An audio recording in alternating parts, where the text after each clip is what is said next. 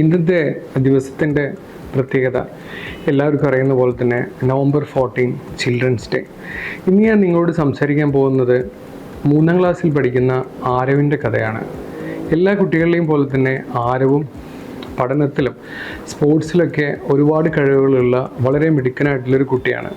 അവൻ്റെ ജീവിതം ഇങ്ങനെ സ്മൂത്തായി പോകുന്നതിനിടയിൽ പെട്ടെന്നൊരു ദിവസം അവന് ടൈപ്പ് 1 ഡയബറ്റീസ് എന്നൊരു അസുഖം ഡയഗ്നോസ് ചെയ്ത് ഇൻസുലിൻ ആരംഭിക്കുകയുണ്ടായി. പുതിയ ജീവിത രീതികളും ദിവസേനയുള്ള ഇൻസുലിൻ ഇഞ്ചക്ഷനും ഷുഗർ മോണിറ്ററിങ്ങിനൊക്കെ ആരവിൻ്റെ ഫാമിലിയും പെട്ടെന്ന് തന്നെ അഡാപ്റ്റ് ചെയ്തു.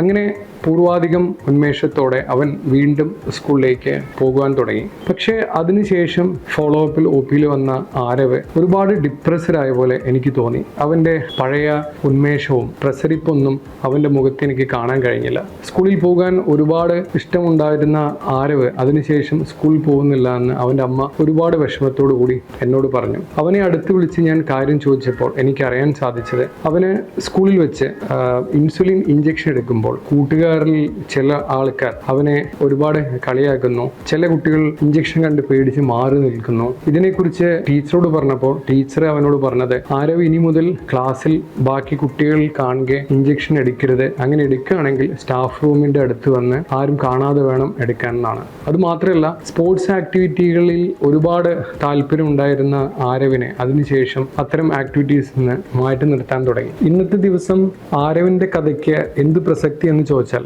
November 14 എന്നത് ലോക പ്രമേഹ ദിനം കൂടിയാണ്. പ്രമേഹം അനുഭവിക്കുന്ന കുട്ടികളിൽ ഇത് കേവലം ഇൻസുലിൻ അഥവാ ഷുഗർ എന്നീ 2 കാര്യങ്ങളിൽ മാത്രം ഒതുങ്ങുന്നതല്ല. അവരുടെ മാതാപിതാക്കൾ, ടീച്ചേഴ്സ്, കൂട്ടുകാരെ എന്നിവരടങ്ങുന്ന പൊതുസമൂഹം അവർക്ക് നൽകുന്ന മാനസിക പിന്തുണ, സൊസൈറ്റിക്ക് ഇത്തരം കുട്ടികളോടുള്ള ആറ്റിറ്റ്യൂഡ്, അതുപോലെ തന്നെ അവർ ജീവിതത്തിൽ നേരിടേണ്ടി വരുന്ന മാറ്റി നിർത്തപ്പെടലുകൾ, ഇതെല്ലാം ഇമ്പോർട്ടൻ്റ് ആണ്. ഉദാഹരണത്തിന്, ലോകം കണ്ട എക്കാലത്തെയും മികച്ച ഫാസ്റ്റ് ബൗളർമാരിൽ ഒരാളായ പാകിസ്ഥാൻ ക്രിക്കറ്റർ വസീം അക്രം വളരെ ചെറുപ്രായത്തിൽ ടൈപ്പ് 1 ഡയബറ്റീസ് ഡയഗ്നോസ് ചെയ്ത് അതിനോട് പോരാടി ക്രിക്കറ്റ് ലോകം കീഴടക്കിയ ഒരാളാണ്. ഇന്നത്തെ ആരവ് നാളത്തെ വസീം അക്രം ആവില്ലെന്ന് ആര് കണ്ടു?